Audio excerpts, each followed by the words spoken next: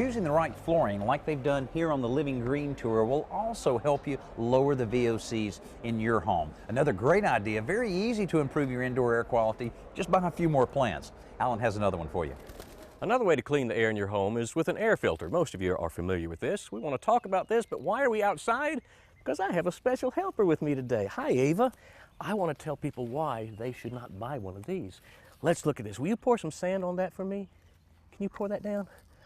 All right, watch this. Look down there. Oh, look at all the sand falling through. You see? Wow. And you know what? These things only stop about 10 to 15% of any airborne pollutants, which means you're breathing everything else in.